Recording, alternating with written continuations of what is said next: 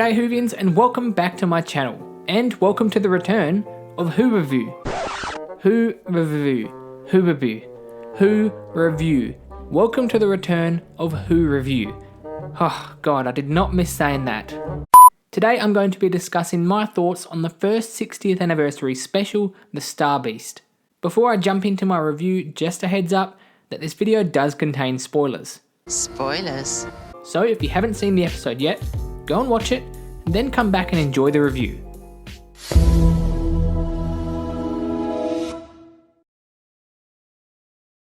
Oh man, where do I even begin talking about this episode? Let me start by saying I loved it. I really did. I sat watching this story with the biggest smile on my face. You know, seeing these wonderful characters back on our screen, seeing David Tennant and Catherine Tate back on our screen was such a huge delight. It honestly just made me feel like 10 years younger. I was so excited to see these characters back. I really liked that this story wasted literally no time in jumping straight into the action. We were thrown straight into it. I won't lie, I would have liked to have seen a bit more of regeneration fatigue from the Doctor, but that's not overly a big deal. It doesn't bother me whether that was left in or it wasn't included at all. Like that, it's not a big deal. The new title sequence. Oh baby. This title sequence, I again was just smiling throughout the whole thing. I loved it. I thought it was beautiful. The colours, how vibrant it looks, and the actual theme from Murray Gold works so well with the sequence itself. I thought it was absolutely gorgeous.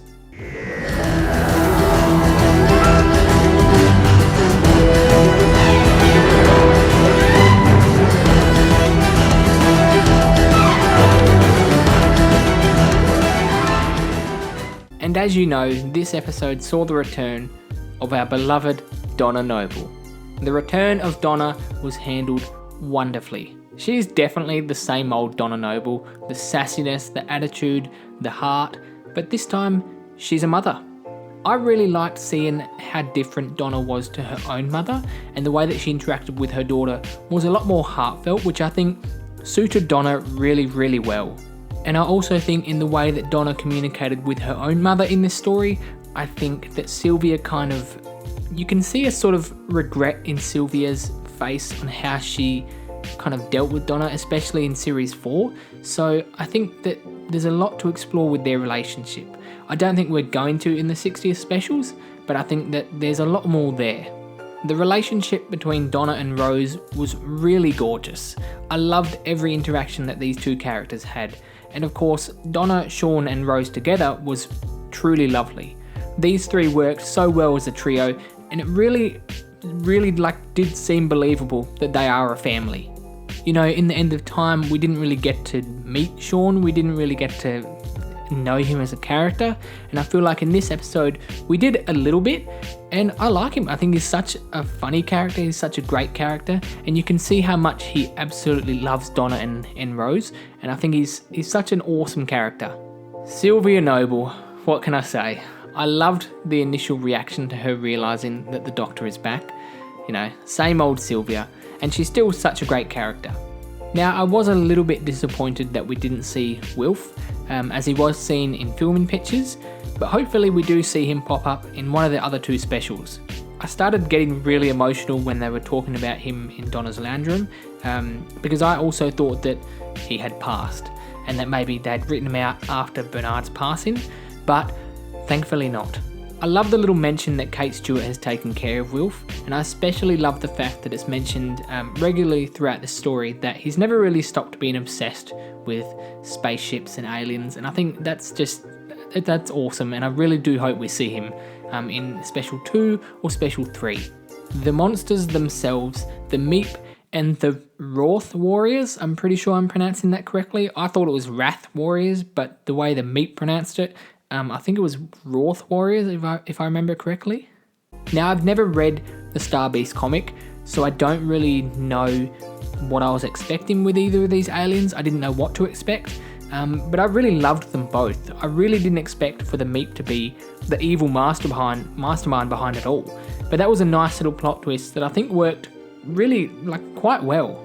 Both species were beautifully designed, and if anything, I would have loved to have seen more of the Roth warriors. They'd honestly looked fantastic. But Miriam Margolyes as the Meep is honestly, like, I love Miriam. I think this casting was done so well. I thought she was great as the voice of the Meep, and I really loved Donna's first interaction with the Meep because it was, I don't know, it was just so Donna, and I think that was just a great little comedic moment. Let's go inside. And those eyes are amazing. They look so real. They look... What? What? Did it just... What the hell? Now, Shirley Ann Bingham, I'm pretty sure that was her name. That was her name, right? Ruth Madeley. Let's just go with Ruth. I thought she was such a fun character, and I loved how cheeky she was with the Doctor. And I love Ruth Madeley as an actress. I think she's phenomenal. Hopefully we do see her again, not just in the 60th specials, but in the future of Doctor Who. I thought she was a great character. Now, the concept of Donna regaining her memories, for me, felt very rushed. I liked it, but it felt like we didn't get enough time to process what exactly was happening with that. Either way, welcome back, Donna Noble. I also really liked the fact that Rose was kind of affected by that as well. I thought that was quite a nice little touch. Speaking of Rose, one little thing I do want to mention, I really liked the mentions of her gender transition. I like that it wasn't ignored and was openly addressed by, discrimination, and by Sylvia's addressing of her granddaughter. I thought it was handled really, really well, and this was the first time that I've seen Yasmin Finney in anything, and I thought she was brilliant. I'd love to see more of her in the Doctor Who universe. The new sonic screwdriver is brilliant, isn't it? The features that it has are so cool, and I really liked how evolved the Sonic has become. I still need to get my hands on the new Sonic to add to my collection. Give me. The new sonic screwdriver. The story itself I thought was really enjoyable. It felt very much like a series finale, and we were thrown straight back into the vibe of, the end of the world, which I thought was full on, but it worked really well. This was the first 60th anniversary special of 3, and like I mentioned, it felt full on and felt like the stakes were very, very high. So, if this is how we've started off, I'm very nervous to see what's next. And finally, the TARDIS. I was grinning like an idiot throughout the entire sequence of the new TARDIS being revealed. How truly beautiful is it? I love the obvious mix of classic and new, the white layer with the round things that change colour.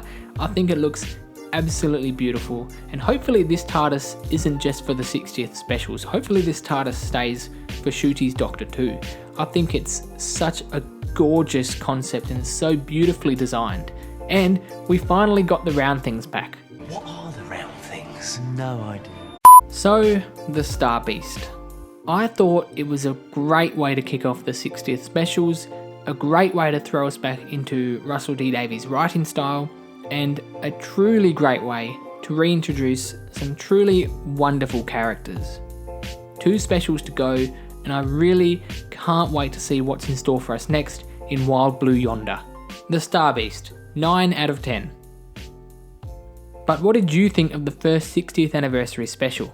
Let me know in the comments down below.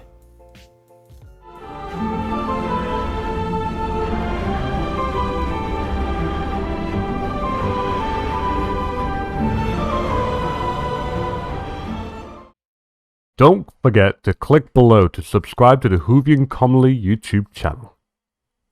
Cool.